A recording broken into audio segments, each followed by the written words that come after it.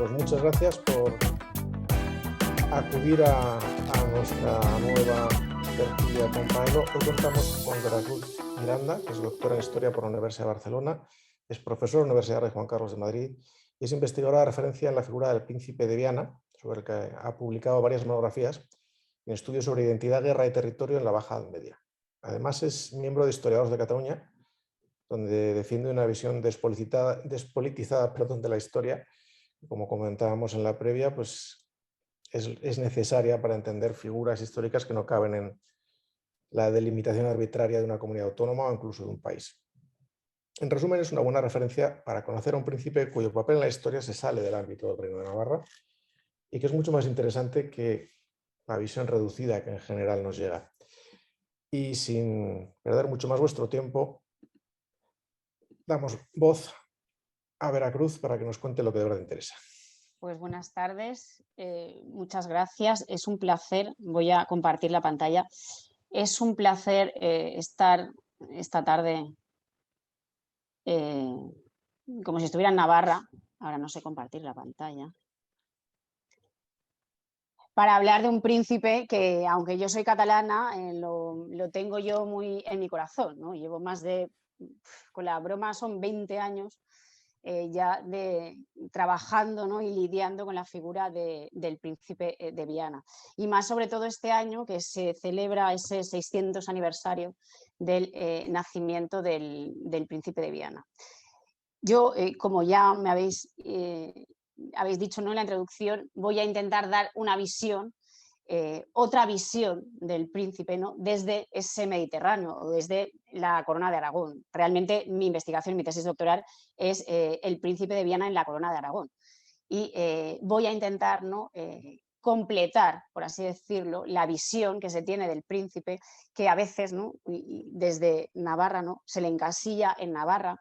Los catalanes también lo encasillan en Cataluña y que es un personaje en realidad que, si uno conoce la historia del príncipe de Viana, conoce una gran parte de lo que sucede en la historia de España y en parte lo que sucede en la historia del Mediterráneo del siglo XV. Por tanto, es un personaje que, aunque en muchos casos pueda parecer secundario, ejerce de protagonista, aunque sea secundario, pero está en la mayor parte de acontecimientos de Castilla, de Navarra, de Aragón, de Cataluña, de Sicilia, está por Nápoles. Es decir, es un personaje que tiene una gran amplitud geográfica, ¿no? Y que creo que la labor de los historiadores, ¿no?, es situar a ese personaje en el contexto que realmente se debe situar, ¿no?, tanto contexto político como contexto geográfico, ¿no?, y sobre todo en ese complejo siglo XV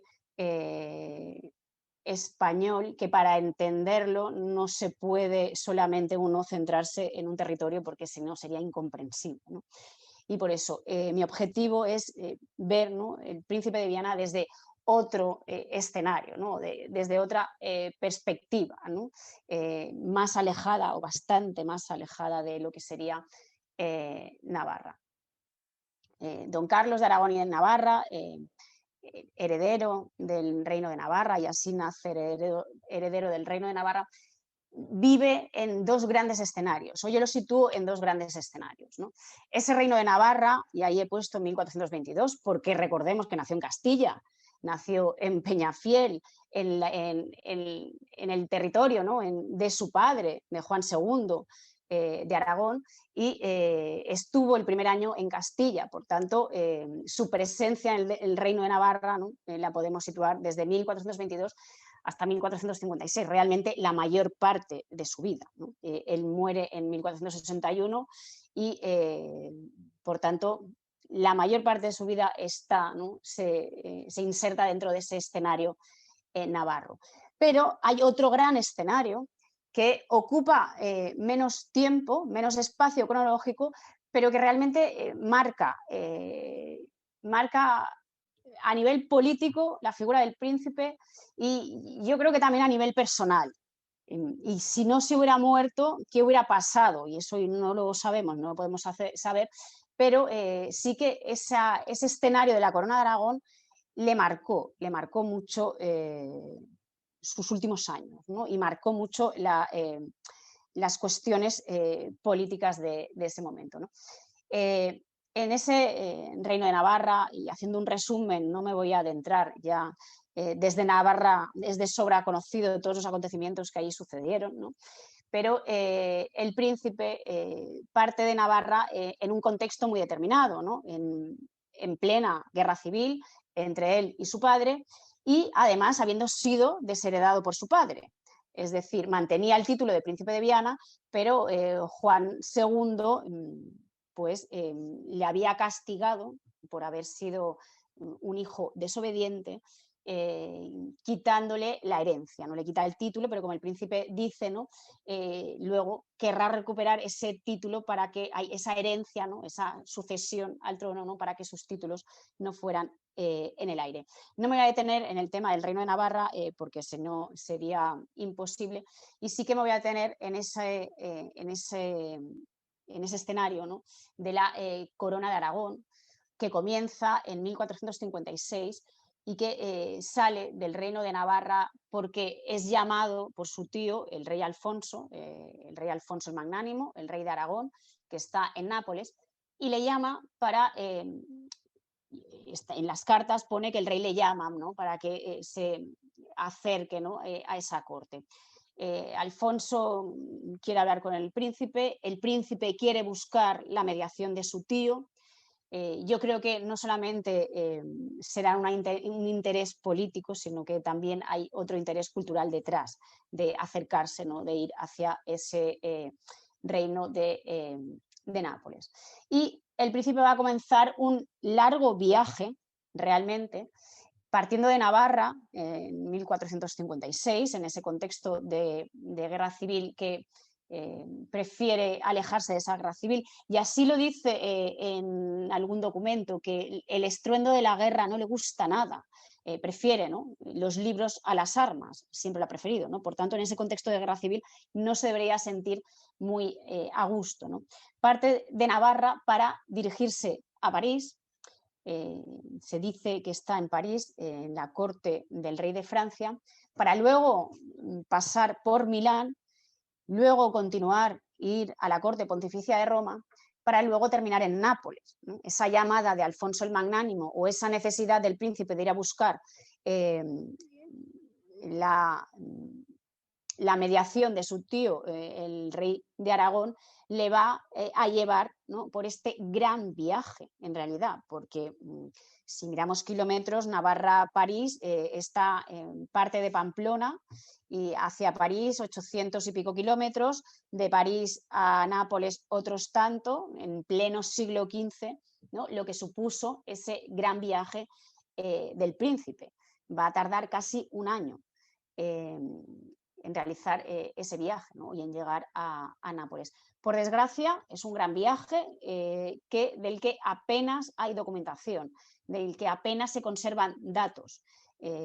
Sería interesantísimo realmente poder reconstruir todo este gran viaje, pero bueno, las cuestiones de la documentación y la conservación de la documentación impiden apenas, ¿no? Conocer unos pocos datos sobre este viaje. Lo que sí que queda claro, ¿no? En todo este es un trayecto que comienza en mayo, o por lo menos sabemos que la última documentación del príncipe en Pamplona es de mayo de 1456 y llega a Nápoles, no se sabe bien si en enero o en marzo. La cuestión es que llega a Nápoles casi un año después, en el primer trimestre, por así decirlo, de 1457. Este viaje, este gran viaje, que le va a llevar luego al Mediterráneo, ¿no? Este viaje por tierra, por Europa, tiene objetivos políticos, porque no olvidemos que el príncipe está inmerso en esa guerra civil con su padre y busca aliados, ¿no? Y siempre va a estar buscando aliados, ¿no?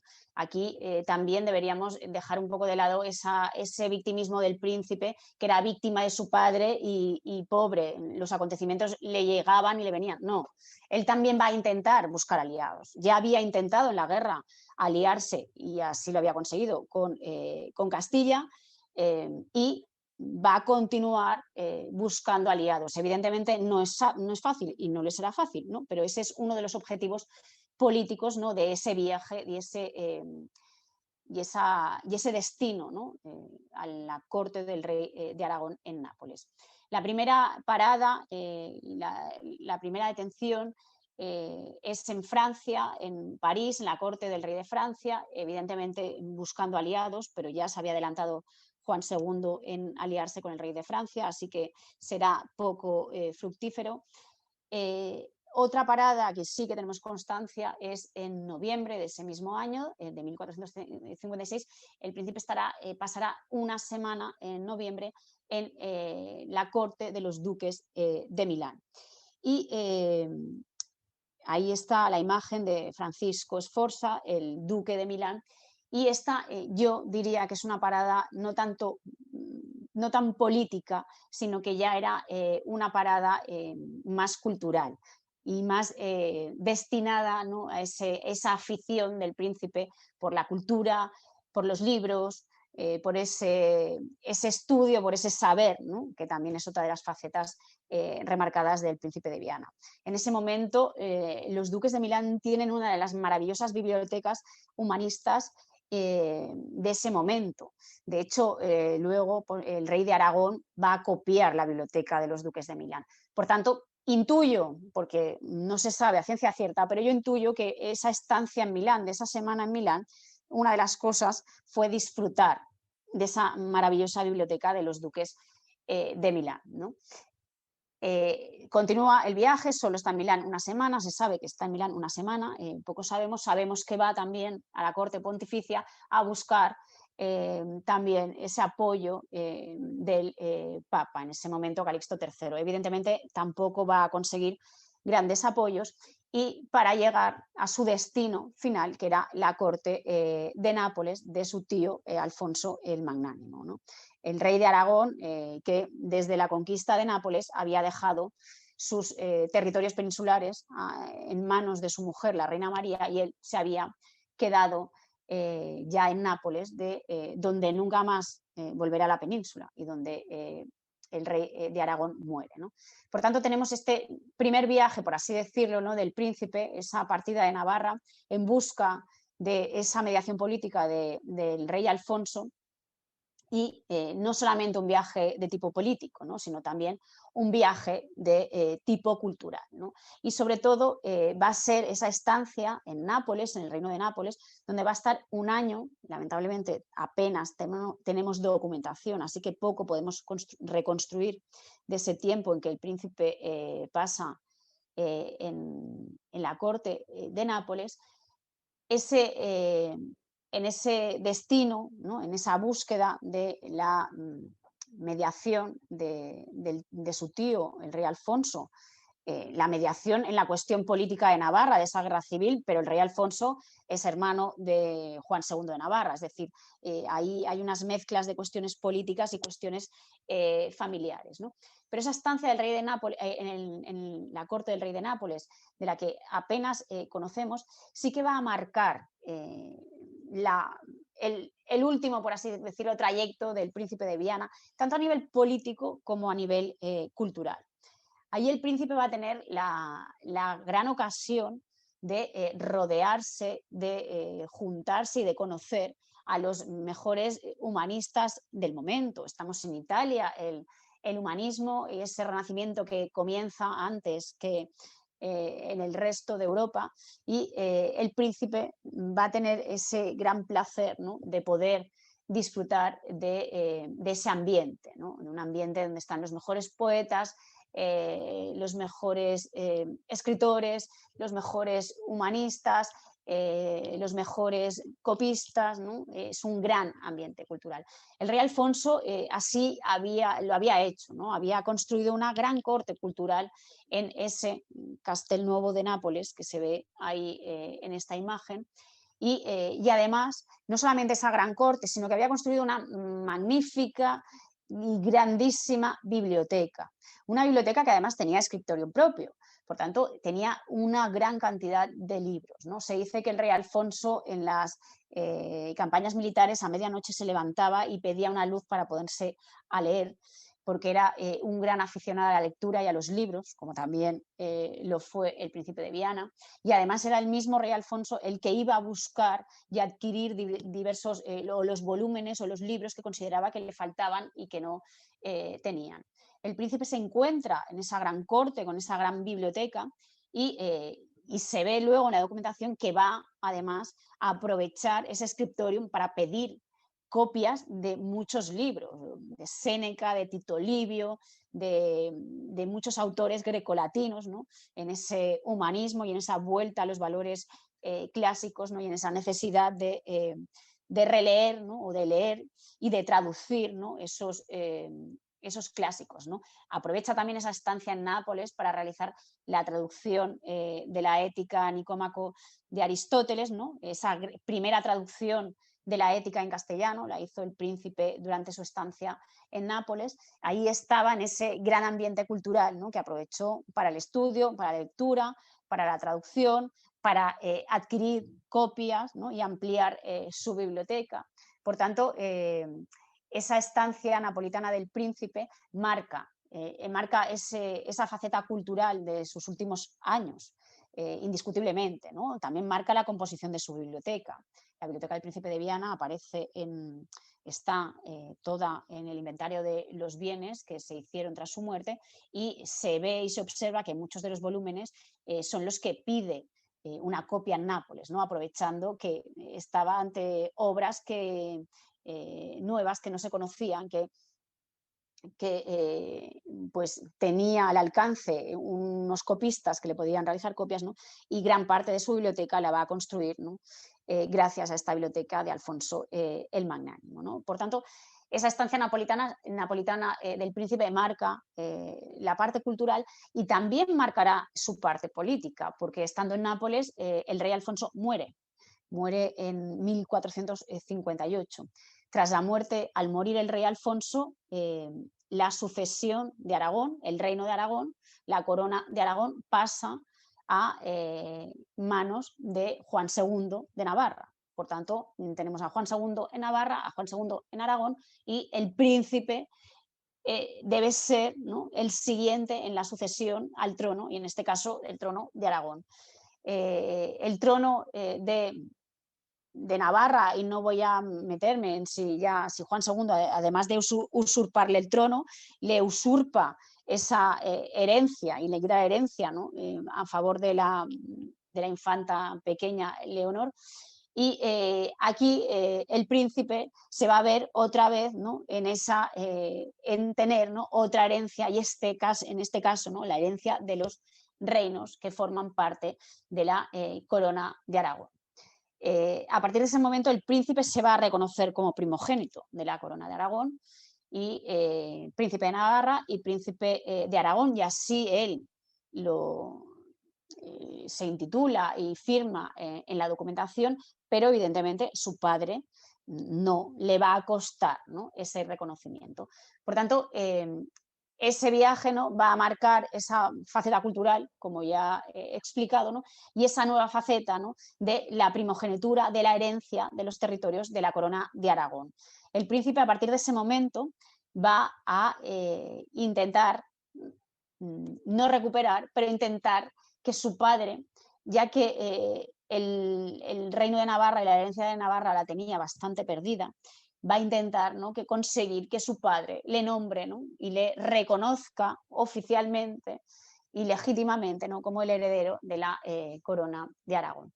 Tras la muerte del rey Alfonso, que evidentemente el príncipe está en Nápoles, va a huir. Saldrá huyendo de Nápoles porque las cuestiones políticas se empiezan a poner un poco turbias. El reino de Nápoles pasa a a un bastardo de Alfonso el Magnánimo, Ferrante, y el resto de territorios de la Corona de Aragón van a pasar a Juan II, ¿no? Por tanto, el príncipe huye rápidamente de Nápoles, a pesar de que se había encontrado con ese escenario cultural maravilloso, con esa biblioteca maravillosa y con ese escenario, ¿no?, para su estudio exquisito y que debió de disfrutar. Pero el príncipe debe de huir porque la situación política empieza a complicarse. Y a partir de ese momento, de esa muerte de Alfonso el Magnánimo, va a comenzar ese viaje de vuelta, por así decirlo, ¿no?, de regreso a la península, ¿no?, que va a ser esa trayectoria, ¿no?, que Vicens Vives, la trayectoria mediterránea del príncipe de Viana. De Nápoles, en esa huida pasará a Sicilia, al reino de Sicilia, donde va a permanecer más o menos un año. De Sicilia partirá hacia el reino de Mallorca, donde más o menos también va a estar otro año, y de Mallorca va a regresar ya a la península, en Barcelona, donde más o menos también estará otro año. En cada uno de esos territorios, ¿no?, el príncipe va a tener una estancia de un año. Y son diferentes escenarios, diferentes lugares y diferentes escenarios políticos también, no solamente geográficos, sino son diferentes escenarios políticos. El escenario de Nápoles había sido, ¿no?, en esa búsqueda de mediación, esa búsqueda de aliados, ¿no?, y también ese escenario cultural, y vamos a ir viendo, ¿no?, cómo se va a ir adaptando el príncipe y van a adaptarse a él en esos diferentes escenarios. El primero de todos es esa huida Nápoles-Sicilia, era lo que quedaba bastante cerca. Sicilia pertenece a la Corona de Aragón y además en Sicilia va a ser muy bien recibido porque recuerdan la estancia de su madre, la reina Blanca, que había sido reina de Sicilia a principios del siglo XV, cuando se había casado con Martín el Joven. La reina Blanca además se queda viuda en Sicilia y va a seguir en el gobierno de la isla unos cuantos años hasta que le cede el testigo a Juan II, el que será luego su marido, el infante de Aragón, y que se van a ver por primera vez en Sicilia, ¿no? Y ahí dicen que se vieron y se enamoraron. Eso ya no sabemos si son cuestiones de leyenda o cuestiones reales, ¿no? Pero en Sicilia tienen un buen recuerdo de la reina Blanca. Ella estuvo gobernando la isla, además en solitario, tras quedarse viuda, y la llegada del príncipe a Sicilia va a ser va a obtener un buen recibimiento en esa isla, ¿no? Habemos sido muy honradamente recibidos y con grandísima reverencia, es lo que pone el príncipe en una de sus cartas, ¿no? Por tanto, es el príncipe de Aragón, de Navarra, de Sicilia, y va a ser el heredero también del reino de Sicilia y va a ser muy bien recibido. En el reino de Sicilia ya comienza a surgir diversas cuestiones políticas y en esa, no sé si decirlo, en esa faceta quizá que plantea la historia del príncipe como víctima, en esa faceta de víctima, el príncipe es utilizado, ¿no? Es utilizado en Navarra como cabeza del bando montés y va a ser utilizado en Sicilia. Pero con esto no quiero decir que aunque el príncipe sea utilizado, que sí que lo va a ser, él también va a aprovechar esa utilización, es decir, va a intentar obtener beneficios. Es decir, por tanto, es una utilización mutua. No quiero que se vea, ¿no?, que porque el príncipe es utilizado ya estamos dándole la catalogación de víctima, ¿no?, ni mucho menos. Lo que sí que va a suceder en el reino de Sicilia es que van a aprovechar la coyuntura del momento. El príncipe está enfrentado a su padre. Su padre es el rey de Aragón en ese momento y Sicilia lo que quieren es tener mayor autonomía del rey de Aragón, ¿no? En algunos momentos había sido Sicilia, ¿no? Aunque pertenecía a esa órbita aragonesa, había tenido mayor dependencia, ¿no?, con reyes de la rama y un poco más apartados, ¿no?, de toda la órbita. Eso es lo que pretendían los sicilianos. Por tanto, en el momento en que el príncipe llega, ven una oportunidad.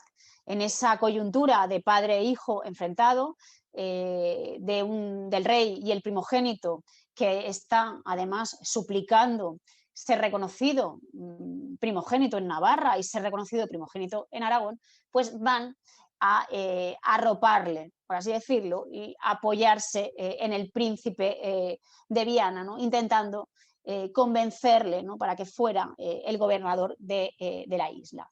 El príncipe en Sicilia, además, va a tener, por un lado, no va a descuidar la política en Navarra en ningún momento, va a seguir con cuestiones de Navarra y va a seguir pendiente de los temas en Navarra y según qué temas, no solamente de la guerra, cualquier otro tema que pudiera surgir, el príncipe estaba pendiente y también va a, a formar parte y va a participar en cuestiones de la política siciliana, en cuestiones de justicia, se le va a ver de intermediario, es decir, va a participar también en la política. Aquí también hay otra parte que forma parte de ese mito del príncipe, ¿no? Que parece que, por ejemplo, en Nápoles está todo el día leyendo en la biblioteca y escuchando música, ¿no? No es así. Sí que tiene esa afición por el estudio, por los aspectos de la literatura, el humanismo, los libros, eso sí, pero eso no quiere decir que sea un irresponsable con sus tareas de gobierno, porque se ve que sigue realizando y sigue pendiente de las cuestiones de gobierno, tanto en Navarra como en cada uno de los territorios donde va a estar. En Sicilia, por tanto, participa de la política de Sicilia y los sicilianos van a intentar atraérselo a su causa, ¿no? Para conseguir, o veían en el príncipe un buen elemento, ¿no? Que pudiera representar, ¿no? Esas ansias, ¿no? De mayor autonomía y mayor gobierno, ¿no? Que podía ser el príncipe, no ese heredero, que se encargará del reino de Sicilia, ¿no? Aprovechando la coyuntura de que el príncipe estaba en esa guerra civil contra su padre. Cuando Juan II de Aragón empieza a percibir que el príncipe es demasiado bien recibido en en Sicilia, y además se le aprueba un donativo de 25.000 florines que le van a ir dando al príncipe, que además le venía fabulosamente porque estaba en una gran crisis económica continuada. Cuando Juan II ve que el asunto empieza a complicarse y que el príncipe tiene demasiados apoyos en Sicilia, va a obligarle a salir rápidamente de la isla. No quiere que el príncipe esté en Sicilia. En esa petición o mandato del rey de que el príncipe parta de Sicilia, evidentemente el príncipe, tras la muerte del rey de Aragón, tiene un único objetivo, por así decirlo, en relación con su padre, y es conseguir la paz con su padre y conseguir que en esa paz su padre le reconozca y ese reconocimiento del padre pase por ser jurado, ¿no? Heredero de Navarra, recuperar esa herencia en Navarra y también heredero de los reinos de la corona de Aragón. Por tanto, como esa es su gran voluntad, va a obedecer a su padre. Todo aquello que le pida, el príncipe va a obedecerlo. Por tanto, después de ese paso por el reino de Sicilia de un año y después de que su padre le pida que se marche de la isla de Sicilia porque veía que las cuestiones políticas se le podían poner en contra porque el príncipe tenía demasiados apoyos, le dice el rey que vaya a Mallorca. El príncipe obedece y se dirigirá al reino de Mallorca. En Mallorca va a estar también otro año. Con la llegada al reino de Mallorca tiene ciertas dificultades porque el príncipe quería que el rey le diera permiso para estar en el castillo de Beiber y solamente le dará permiso para estar en el castillo Palacio de la Almudaina, ese que está en la imagen. Pero la estancia del príncipe en Mallorca básicamente va a estar centrada por cuestiones políticas personales, es decir, va a estar intentando negociar con sus embajadores continuamente, conseguir, ¿no?, esa paz con su padre. Conseguir la paz porque era la única manera de poder recuperar su herencia o poder que su padre, ¿no?, le declarara y le respetara, ¿no?, esa herencia tanto en Navarra como en Aragón. Y esa va a ser la estancia principal del príncipe en Mallorca. Poco antes de llegar, además es curioso porque un mes antes de llegar, el príncipe ya ordena, ¿no?, que le preparen en el Palacio de la Almudaina, que le preparen sus estancias y que hagan obras en las estancias. Y en esas obras que realiza en las estancias del palacio, pide que le pongan un escritorio y pide que le pongan estantes para poder colocar sus libros, ¿no? Porque a partir de esa estancia en Nápoles, ¿no?, el príncipe va a venir cargado de libros, ¿no?, esos libros que además va a ir adquiriendo, ¿no? Por tanto, su paso por Mallorca a nivel político general no sucede nada. Juan II le gusta tener a su hijo en Mallorca, porque Mallorca está cerca de la península, pero no está en la península, y además en Mallorca no hay problemas políticos. No le van a traer a la causa al príncipe, sino que Mallorca está más por cumplir las órdenes del rey que por organizar algún tipo de cuestión política contra el monarca. Por tanto, es una estancia que a Juan II le viene bien. Y el príncipe en esa necesidad, ¿no?, de obedecer a su padre y de intentar buscar una concordia. Con esto tampoco quiero decir que esa obediencia del príncipe sea una sumisión a su padre, ni muchísimo menos. En Mallorca también aprovecha, por un lado, esas negociaciones con su padre y por el otro lado aprovecha para negociar con los castellanos, para seguir negociando con los castellanos y en este caso estaba intentando negociar su matrimonio con la infanta Isabel, la que será la futura Isabel la Católica. El príncipe tenía casi 40, la infanta Isabel creo que contaba con unos 10 años o 9 años. Por tanto, era un matrimonio un poco desequilibrado, pero el príncipe iba haciendo lo suyo, ¿no?, iba buscando aliados así como podía. Mientras el príncipe está negociando su matrimonio con la infanta de Castilla, para continuar esos apoyos con el reino de Castilla, Juan II le estaba obligando a casarse con una infanta portuguesa. Por tanto, también había esa negociación a dos bandas con la infanta portuguesa, que el príncipe al final le dice a su padre que no se va a casar con esa infanta portuguesa porque no quería y no le interesa, ¿no? Pero con esto quiero decir, ¿no?, que tampoco veamos al príncipe solo como la víctima y luego el sumiso para conseguir el beneplácito del padre. No, es decir, le interesa ser obediente porque era la manera de poder conseguir lo que él quería, ser reconocido heredero de Navarra o reconocido heredero, ¿no?, que le devolvieran esos títulos en Navarra y ser reconocido primogénito de todos los territorios de la corona de Aragón.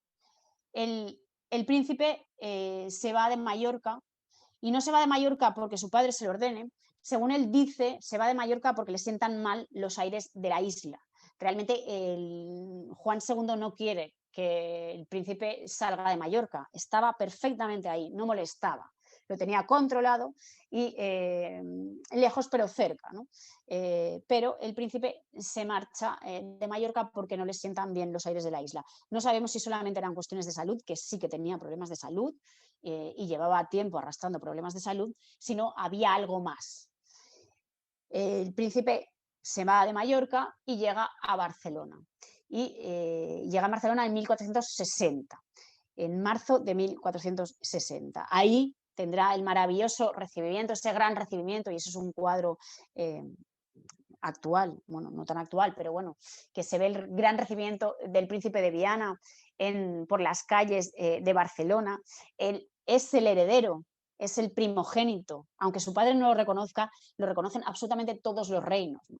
Y es la entrada del heredero. En la corona de Aragón, las entradas de los reyes o de los príncipes, la primera entrada en una ciudad era una ceremonia esplendorosa y exquisita y de gran celebración, ¿no? Se celebraban solamente o sobre todo no esas primeras entradas. Por tanto, esa primera entrada del primogénito de Aragón a la ciudad de Barcelona va a ser una gran entrada y un gran recibimiento.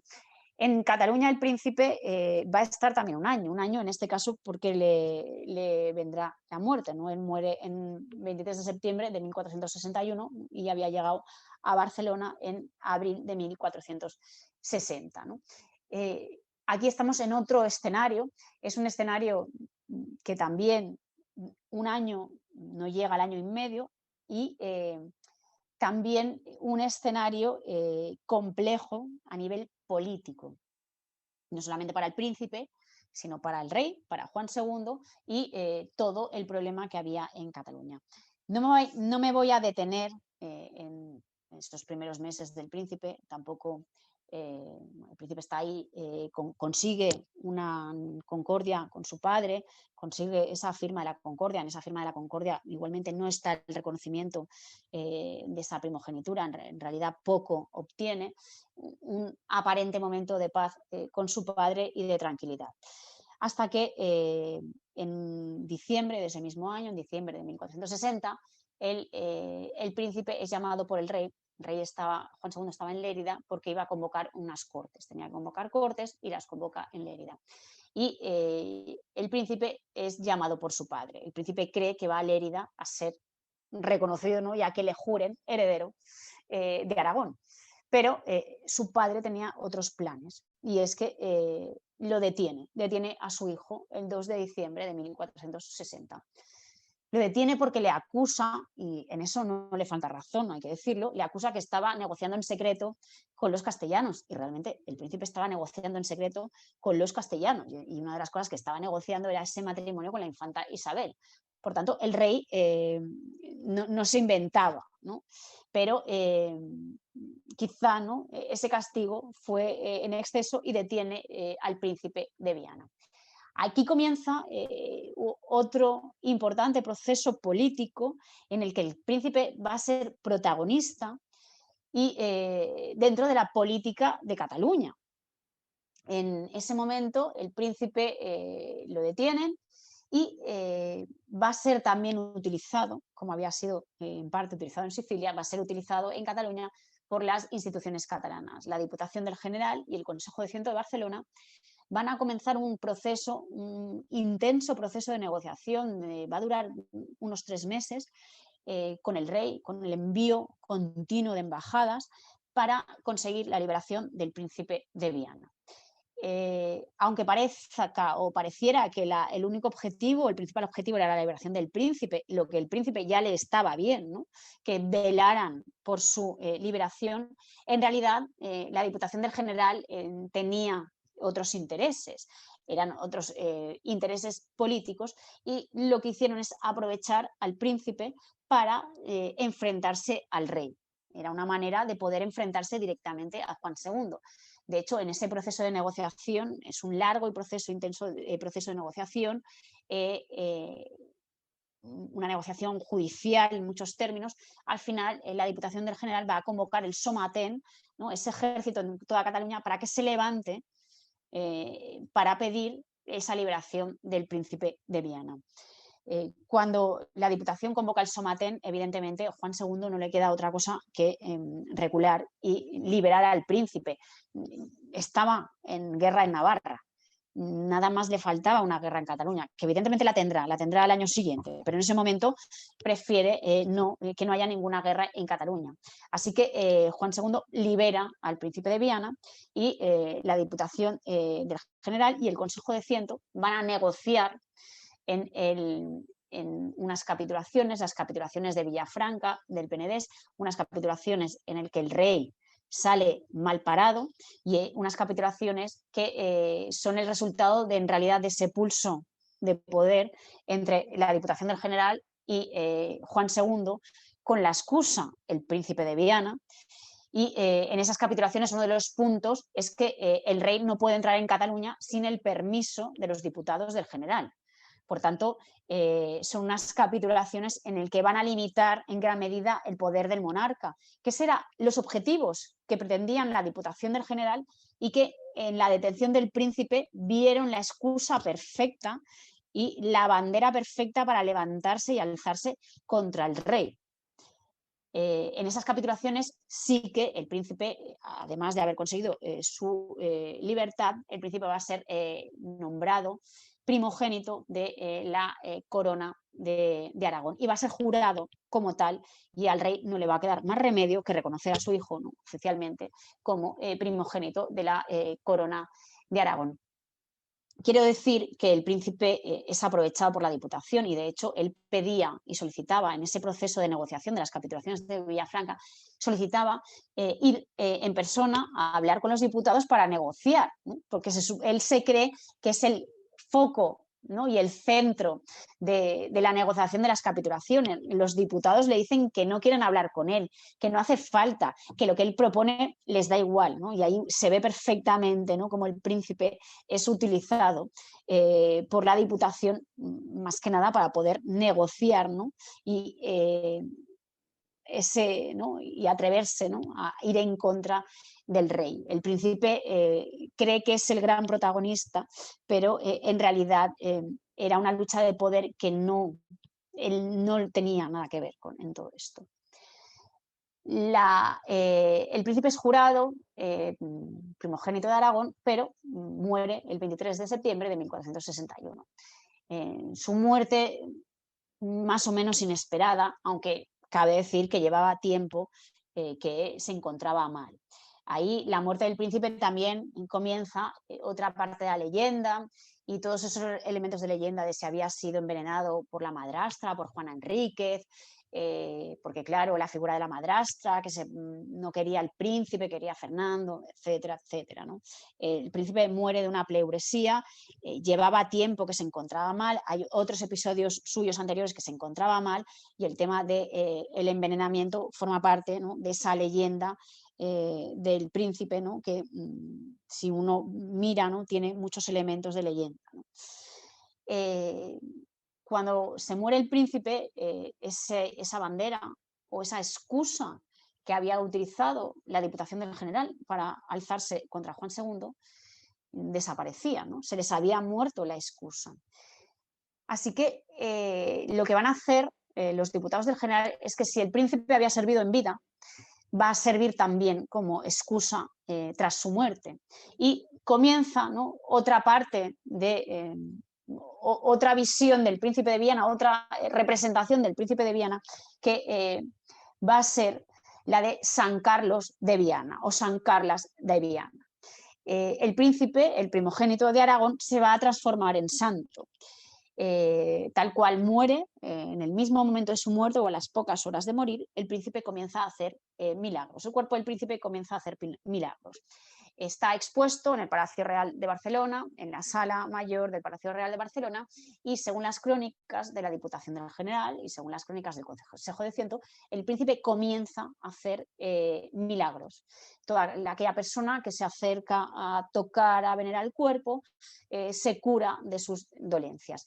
Esto va a generar una gran afluencia de gente que va a ir a visitar la capilla ardiente del príncipe de Viana en el Palacio Real. De hecho, y allí he puesto un fragmento que pone como la devoción de la gente era tanta por los milagros que se seguían, el dicho cuerpo que estaba en dicha sala le robaron, le rompieron la ropa que vestía y hasta los calzones y los zapatos. Es decir, la gente se acercaba y le quería coger la ropa y romperle la ropa. Esto obligó a los diputados del General a poner una verja alrededor de la capilla ardiente para que la gente pudiera pasar de manera más ordenada y no se provocaran todas esta afluencia, ¿no?, y esta tanta multitud de gente. De hecho,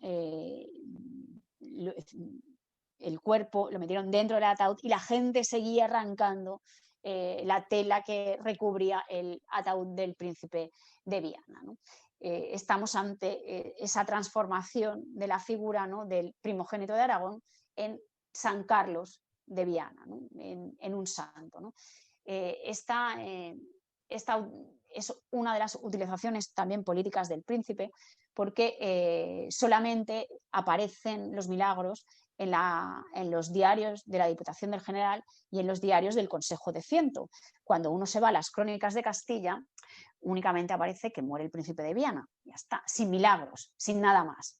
En Cataluña va a ser venerado como San Carlos de Viana y además esa veneración va a ocupar, al año siguiente hay una guerra civil en Cataluña entre esa Diputación del General, entre Juan II, y la veneración popular del príncipe va a estar en auge durante toda esa guerra civil. Después de la guerra civil va a olvidarse un poco más, no del todo, porque la figura de San Carlos de Viana en el siglo XVI intentan beatificarla, evidentemente no resultará, y también hay constancia de que le arrancaron, le cortaron parte del brazo para ponerlo en una reliquia en el siglo XVI, y una reliquia que se conservó hasta el siglo XIX y XX, en el que desaparece esa reliquia que estaba en el monasterio de Valldoncella, desaparece en un incendio, ¿no?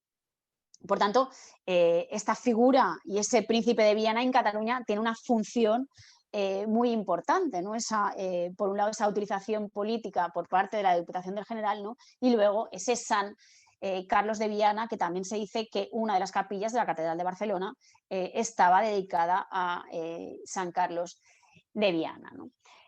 Con todo esto, y ya para concluir, y concluyo con esta imagen que en realidad es maravillosa, que está ese cuadro del Museo del Prado, es un cuadro exquisito, pero en realidad es una imagen triste, y esta imagen es la imagen que representa en realidad esa leyenda y ese mito del príncipe de Viana, que continúa y que todavía ha llegado hasta nosotros, ¿no? Porque cuando uno habla del príncipe, ¡ay, pobre príncipe!, hay esa víctima, ¿no? Esa víctima de su padre, esa víctima de su madrastra, esa víctima de los tiempos, esa víctima de la política, ¿no? Y que viene a ser ese reflejo, ¿no? Si el pobre estaba felizmente leyendo libros, ¿no? Y es víctima de todo, ¿no? Evidentemente no es tan víctima. El príncipe también va a aprovecharse de las situaciones y va a intentar sacar rédito de todas las situaciones. Y el príncipe también negocia en secreto contra los enemigos de Juan II hasta el final, hasta el último momento. Y el príncipe también, ¿no?, intenta buscar sus beneficios, ¿no? Y el príncipe también no solamente se dedica a la lectura y a la poesía, el príncipe también sigue, ¿no?, con esas responsabilidades políticas, tanto en Nápoles como en Sicilia, como cuando está en Barcelona. Es decir, esa imagen de pobre y desgraciado príncipe, ¿no?, es la imagen que nos ha transmitido la leyenda, que sobre todo nos ha transmitido esa literatura con el romanticismo, y aquí en Cataluña con esa Renaixença en el siglo XIX. Es una figura que también va a ser utilizada posteriormente en el siglo XIX en Cataluña como esa representación de las libertades catalanas en el siglo XIX, que nada tienen que ver con el siglo XV, ni muchísimo menos, pero va a seguir siendo, ¿no?, utilizado en cuestiones de ese nacionalismo catalán en el siglo XIX, ¿no?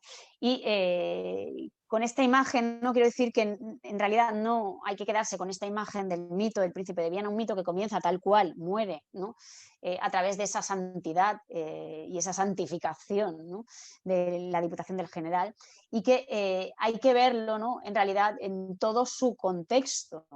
No puede verse ni desde la perspectiva catalana, ni desde la perspectiva solamente de Sicilia, ni desde la perspectiva solamente de Navarra, sino que es un príncipe que va a estar presente en la mayor parte de los acontecimientos políticos que suceden en la España del siglo XV. Va a estar presente en Castilla, va a estar presente en Navarra, va a estar presente en Aragón, en Cataluña, ya hemos visto en Sicilia, en Nápoles, en Mallorca. Es decir, es un príncipe europeo, ¿no?, en ese gran viaje que realiza a mediados del siglo XV.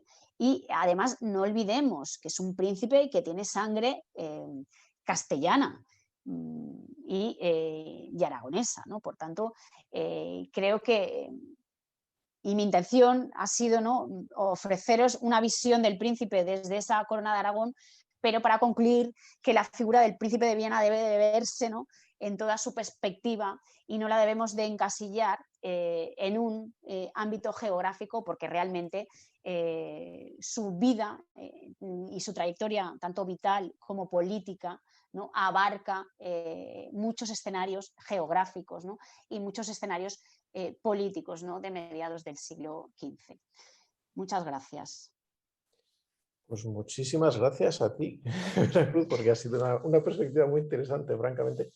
Y hay cosas que no sabía, como por ejemplo que los tratos con Castilla para casarse con Isabel fueron iniciativa suya y no de su padre. Pensaba que había sido una de las maniobras de Don Juan.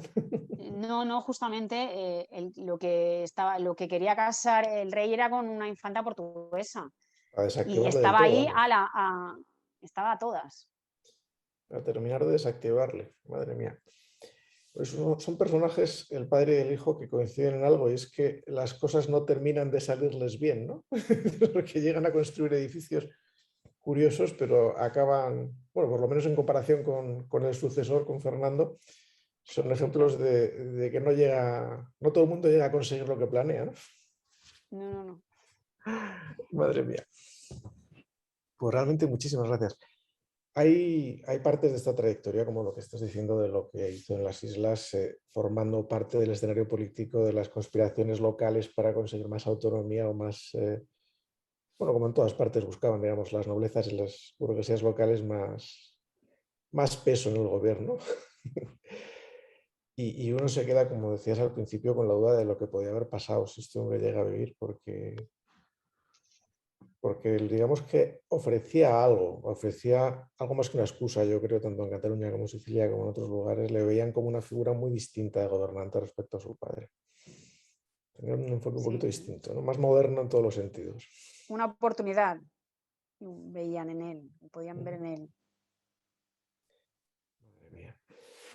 Y lo que queda, como dices, al final en la historia de Cataluña es una figura mitificada de la resistencia, llámalo independentista, porque al final es eso, de la resistencia a una autoridad central.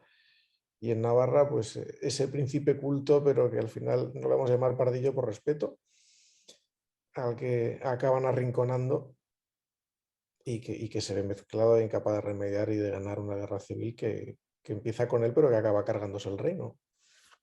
Pues, madre mía. Pues no sé si entre los que tenemos presentes, que hay muchos aficionados y buenos conocedores de la historia, desde Jesús a Pedro y muchos más, tenemos alguna pregunta que queráis hacer.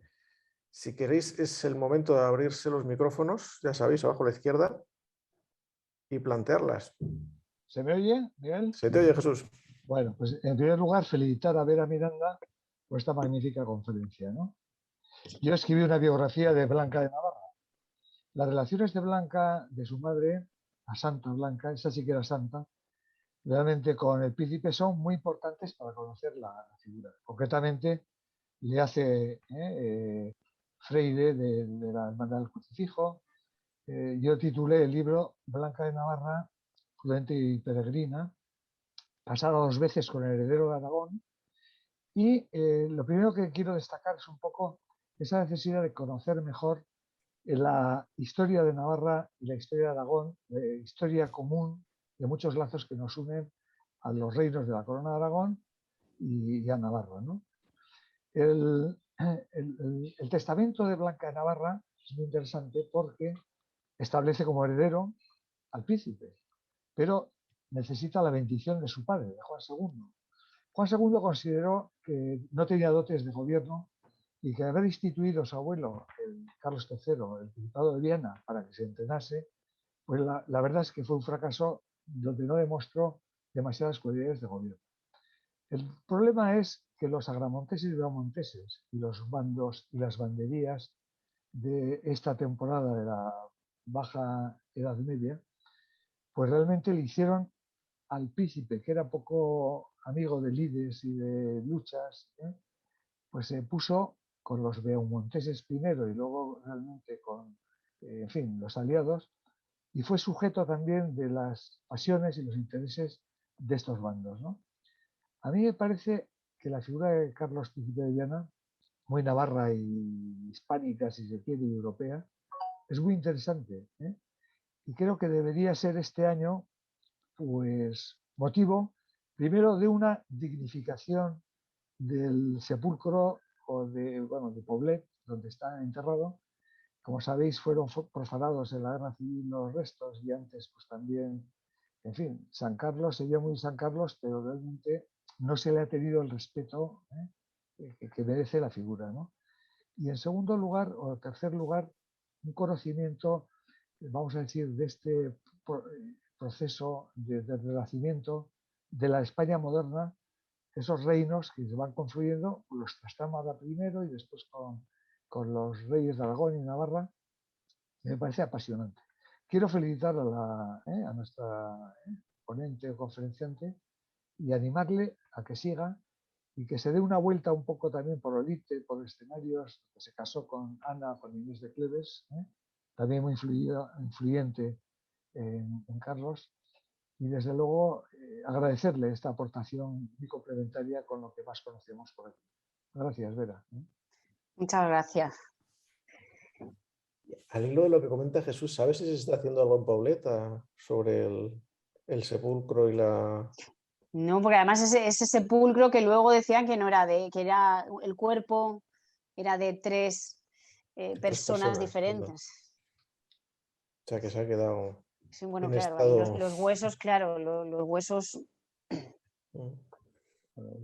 Pero no, la verdad es que es una figura que está utilizada en el siglo XIX, en ese romanticismo y en esa renascença y en ese redescubrir catalán, pero ahora tienen un poco olvidada. Yo podría darle un poco más de cancha, porque la tienen un poco olvidada. Y... Igual lo intentamos impulsar desde Navarra, a ver si nos hacen un poquito de caso. Aunque efectivamente restaurarlo cuando los restos ya no está claro que sean los suyos es un poquito complicado. Pero por probar, habría que intentarlo. ¿Alguna pregunta más? ¿Algún comentario? Don Pedro está con el micro abierto, pero no se le oye. No sé si... Sí, es que ando con el ordenador, me pone aquí el ancho de banda es muy bajo. Sí, ya te noto. Sí, me pone aquí no sé si se me oye bien. ¿Se te oye? Ah, vale. No, pues bueno, agradecer, Vera, de verdad que es interesante la charla. Y bueno, tampoco voy a aportar yo mucho, porque lo único decirte que tengo que preparar para finales de mes un artículo sobre el contexto internacional de la vida de Don Carlos, ¿no? Y me ha venido de perlas, por lo menos el... Bueno, ahí se ha quedado cuajado. Sí.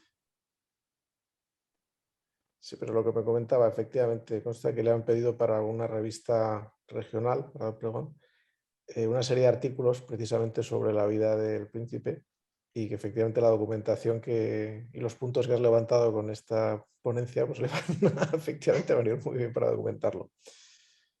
Pues es una pena que no se haya quedado cuajado, don Pedro. A ver si consigue recuperar la conexión. Muy bien. Como no sé si sabéis, Veracruz ha escrito un artículo magnífico que refleja parte de lo que se ha tocado hoy y algún poquito de una perspectiva también incluso más amplia, que vamos a ver si tenemos suerte y conseguimos que nos publiquen en alguno de los medios regionales.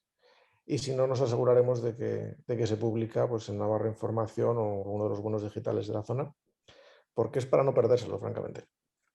No solo para Pedro y sus estudios posteriores. Muy bien. ¿Alguna pregunta más? ¿Algún comentario? Yo, una pregunta que quería hacerte, Vera, muchas gracias por la presentación, que ha sido muy interesante, y la exposición. Has comentado que no estaba claro, que parecía que más bien era una leyenda el tema del envenenamiento del príncipe por parte de su madrastra. ¿Tienes algún dato más sobre la enfermedad? ¿Has comentado algo de la enfermedad que tenía? Porque me da la sensación de que, bueno, se vende un poco la historia de como poner muy malo a Fernando el Católico y a su madre como culpables de todo, ¿no? Yo recuerdo, yo soy catalán de origen y recuerdo un poco en la historia que me vendían como un papel muy malo, ¿no? El de la madrastra y claro, y su hijo también, ¿no? Que a fin de cuentas propicia la unidad al final de España. No sé si en la educación en Claro, Cataluña lo capital. visten, ya te lo ponen un poco como la mala de la película con ese fin. No lo sé. ¿Qué opinión tienes de esto?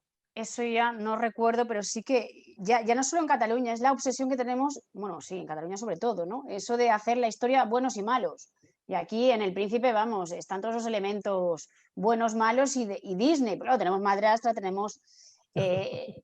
claro, el tema del envenenamiento, dicen y aparecen en alguna crónica que había muerto al cabo de 3 meses también alguien de la corte del príncipe con los mismos síntomas que el príncipe de envenenamiento.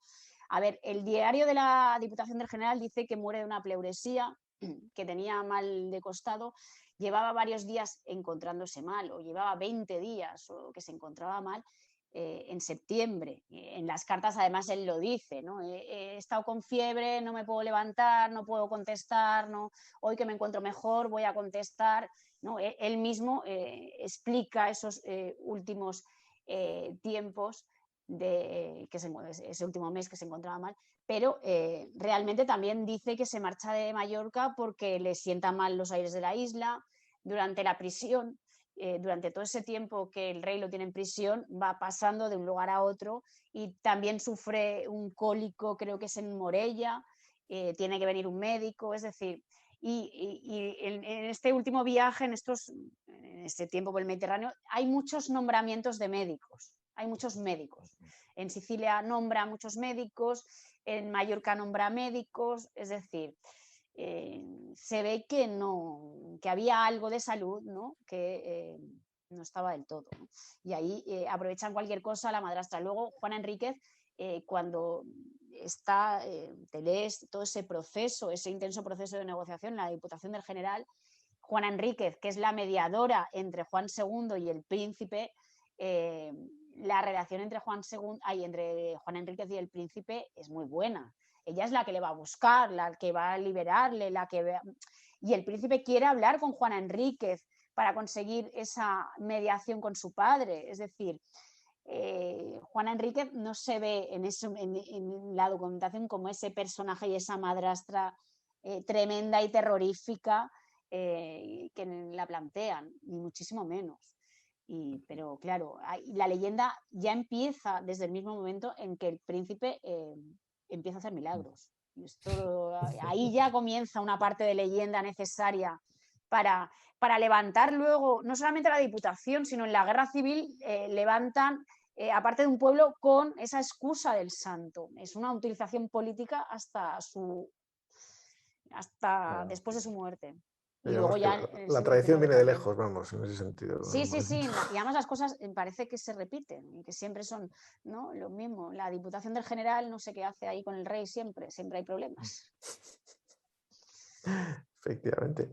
Bueno, supongo que a la madrastra también le cayó, por un lado, la conveniencia inmediata y por otro, la mancha, por no decir otra cosa, de Fernando el Católico, que, como te dices, es santo de muy poca devoción para los nacionalistas de todas las periferias peninsulares. Aquí en Navarra también le tienen un cariño tremendo. ¿A Con quién lo de dices? Fernando el Católico. Bueno, Creo que pero es que, Fernando el vamos a ver, Falsari. la historia es la historia. Elena Tarsicio Azcona, historiadores de verdad, y a Valentín Vázquez de Prada, y a gente, a Floristán, hay gente que hace historia de verdad. Hombre, Juana Enríquez tenía director espiritual que era el abad de Ley, ¿no? Y doña Blanca de Navarra tenía una obsesión porque su hijo, por Carlos, que tuviera también dirección espiritual, ¿no? O sea, eran personas de profunda vivencia religiosa, ¿eh? Eso está clarísimo, ¿no? Lo de los milagros, hombre, yo creo que está un poco exagerado el tema, pero hay que ver un poco también la época. La época, antes del Concilio de Trento, realmente los santos eran por aclamación, ¿eh? Pero bueno, aquí hay que hacer historia de verdad, con documentos en la mano, y afortunadamente tenemos muchísima documentación, ¿eh? El Archivo Real y General de Navarra está lleno, y los archivos de la Corona de Aragón, y de cuenta, incluso de Castilla, ¿no? Nació en Peñafiel, como sabéis, ¿no? Ahí se juntan los Trastámara con toda la sangre navarra, aragonesa.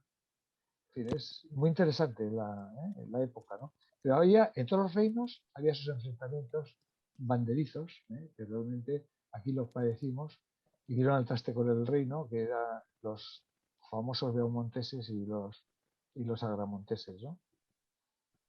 Bueno, creo que Esther nos saluda, ¿no? Y es Esther, intentar Muchas felicitaciones. historia de Navarra desde el archivo de la Corona de Aragón, ¿Cómo? sí, sí. que se Archivo puede Aragón. perfectamente hacer y que parece Bueno, que los pero historiadores de vamos a ver. Navarra no... Pero vamos a ver, el condado de Aragón, ¿quién lo empezó? ¿O quién lo tuteló? Sancho Ramírez, Pedro I, Alfonso I el Batallador, luego los reyes que hemos tenido comunes. O sea, realmente hay una cosa muy bonita que se da entre Cortes y Mayén, cuando realmente el rey de Aragón elige de entre las 4 princesas que le ofrece el rey de Navarra, realmente a ver quién va a ser la heredera, ¿no? Y elige a Blanca, ¿no? Podría haber elegido a María o alguna de las otras. Tenemos muchas cosas en común, y realmente la historia común de los reinos pues es muy interesante, y hay que evitar la excesiva castellanización de la historia de España. Es verdad que la obra colosal de América la empezó Castilla y León, y que hoy pues bueno, pues estos territorios realmente son un ejemplo de muchas cosas para nosotros, ¿no? Pero Navarra y Aragón deben ser mejor conocidas, y las Cortes Generales de Aragón con de los propios reinos y las Cortes de Navarra hay que conocerlas, y hay un desconocimiento, y incluso lleva a pensar en los privilegios y de estos malos entendidos que tenemos, ¿no? El fuero y el derecho foral en Aragón y en Navarra son muy interesantes también, ¿no? El habla, en Navarra a San Jaime, por lo menos en Olite y incluso en Pamplona y tal, pues se llama San Jaime, Santiago. La carrera, el carrer, la carrica, realmente está ahí palabra aragonesa. Las toronjas, realmente en Olite la documentación que hay, los naranjos se llaman toronjas o toronjos, muchísimas cosas en común, ¿no? Esa idea de desgajar a Navarra de los elementos comunes con otros reinos, especialmente con Aragón, es una visión historiográfica muy interesada. Muy reduccionista, efectivamente. Es mucho más bonito verle como nos lo plantea Veracruz en un contexto completo o mucho más amplio. Sí, señor, toda la razón, ¿no, Jesús? Decíamos, Esther estaba levantando la mano. No lo veo. ¿Tienes el micrófono cerrado, Esther? O ya no está. Espera, se ha caído. Se ha caído, efectivamente. Muy bien, pues no sé si tenéis algún comentario más. Si no, yo creo que te tomamos la palabra tanto a Veracruz como a Jesús de intentar hacer lo posible para que se recupere un poquito la memoria completa en los dos lados y se visibilice, porque al final el año de su aniversario ha sido, yo diría que muy ligero. Sobre todo nos hemos perdido esta perspectiva del papel que tiene, no ya en una zona ni en otra, sino en un contexto europeo y en un contexto hispánico completo. Una persona que nace en un reino con una familia implicada en todos ellos, que participa en desarrollos políticos en todos estos reinos, desarrollos que además marcan la historia tanto de Navarra como de Aragón y el resto de ellos. Entonces, y nos hemos centrado aquí en lo que cabe bajo una boina, en Cataluña quizá en lo que cabe bajo la suya, pero no hay una perspectiva Muy, muy importante completa. esa proyección hispana aragonesa, vamos, y también Navarra, en el Mediterráneo. Muy interesante eso, ¿no? Y se recalca pocas veces y es poco conocida, ¿no? Y yo creo que eso debe hacernos pensar un poco en una perspectiva, ¿no? De documentos hay a millones, o sea que realmente si se quiere hacer historia se puede perfectamente, ¿no? Me parece. Vamos a aprovechar las monografías de Veracruz, que yo creo que recogen la parte que se conoce de esa trayectoria mediterránea. La pena, como dices, es que de la primera parte del viaje se conozca tan poco. Eso es porque son las cortes relevantes de la época, prácticamente, las que has mencionado. Entonces, igual la de Milán más por el terreno cultural, pero Bueno, pero por Felipe ejemplo, Sforza no era precisamente... las cuentas están claras, y hay mucha documentación. Lo que pasa es que hay que pisar muchos archivos, y eso es una tarea de investigación. Pues animemos. Muy bien, yo estoy viendo que de los 13 que hemos ido, la gente está cayendo, lógicamente, porque es hora y cuarto, y como sabemos ya, a partir de las 9 llegan las presiones familiares. Miguel, y muchas gracias por poner la conferencia el día de San Carlos, el día de Santo del Príncipe. Se hace lo posible. Brindemos por Carlos. Vera, muchas gracias. Se hace lo posible. Que sí. Muchas gracias, Veracruz. Una vez más, y a ver si seguimos explorando este terreno, que yo creo que hay muchas posibilidades de colaboración, tanto específicamente en tu terreno de investigación como con historiadores de Cataluña en esta tarea que decíamos de despejar de mitos y de barreras artificiales la historia de personajes que no caben en ellos, realmente. Muchas gracias otra vez. Pues gracias a vosotros. Ha sido un placer.